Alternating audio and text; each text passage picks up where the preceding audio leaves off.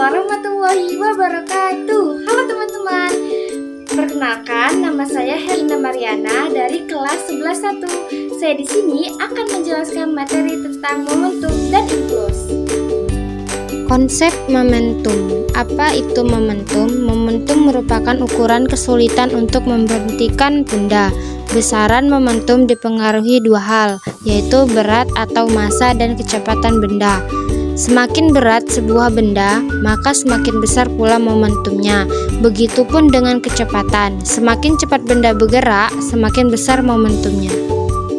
Konsep impuls. Apa itu impuls? Impuls adalah gaya yang diperlukan untuk membuat suatu benda bergerak.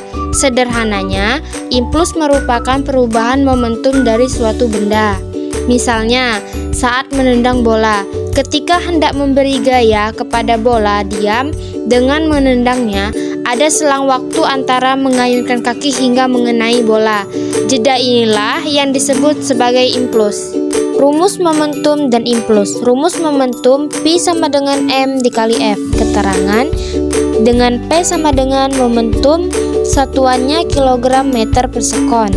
M sama dengan massa benda dalam satuan kilogram, dan F sama dengan adalah kecepatan satuannya meter per sekon. Rumus impuls I sama dengan F dikali delta T. Keterangan dengan I sama dengan adalah impuls satuannya Newton sekon. F sama dengan gaya dalam satuan Newton, dan delta T merupakan selang waktu dalam sekon. Apa hubungan momentum dan impuls?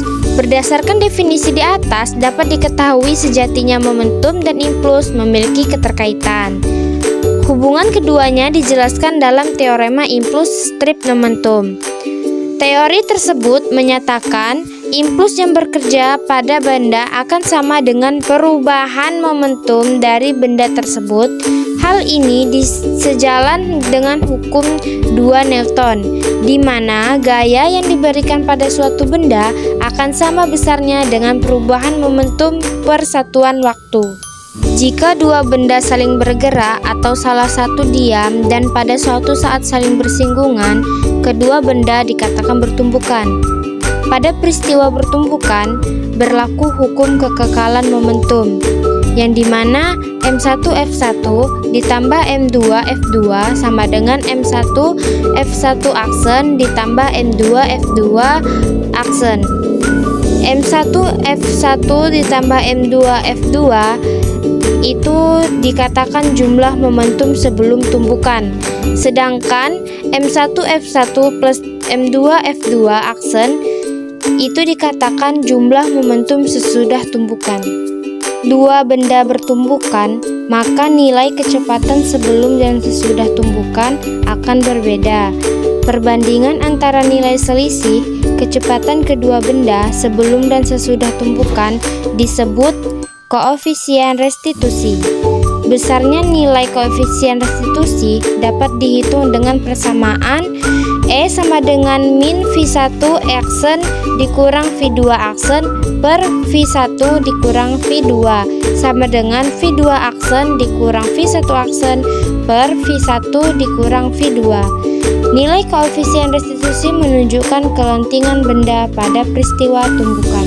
Nah teman-teman, tumbukan terbagi menjadi 3 jenis, yaitu tumbukan lenting sempurna, tumbukan lenting sebagian, dan tumbukan tidak lenting sama sekali.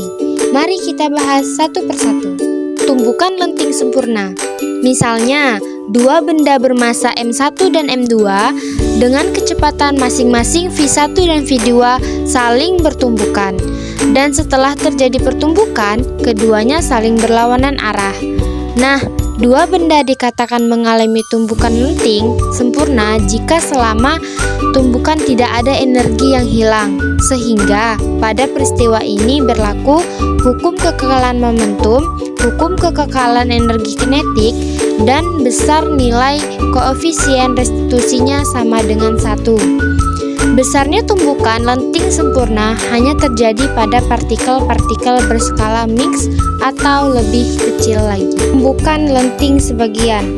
Contohnya, sebuah bola karet yang dijatuhkan ke lantai dengan ketinggian H dan kecepatan v, kemudian memantul kembali ke atas, di mana nilai kecepatan lentingnya tidak sama dengan kecepatan semula. Pada tumbukan lenting, sebagian ini hanya berlaku hukum kekekalan momentum, namun tidak berlaku hukum kekekalan energi kinetik, karena ada sebagian energi yang hilang selama tumbukan.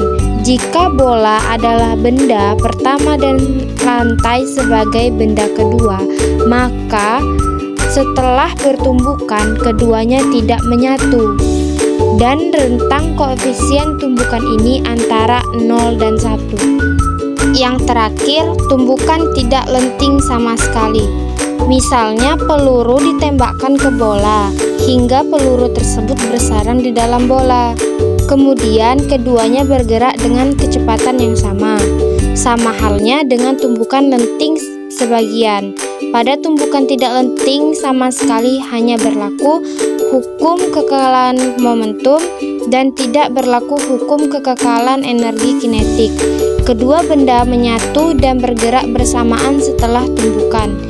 Nilai koefisien restitusi sama dengan 0, sehingga besar kecepatan benda setelah tumbukan dapat dihitung dengan persamaan V1 sama dengan M1, V1 ditambah M2 V2 per M1 ditambah M2. Berikut aplikasi tumbukan dan hukum kekekalan momentum. Di samping terdapat gambar roket, yaitu M1 V1 ditambah M2 V2 sama dengan 0. M1 V1 sama dengan minus M2 V2. Berlaku hukum kekekalan momentum ketika roket dia momentumnya sama dengan 0. Kecepatan akhir roket bergantung pada kecepatan semburan gas dan jumlah bahan bakar yang dibawanya. Contoh soal, suatu bola memiliki massa 500 kg.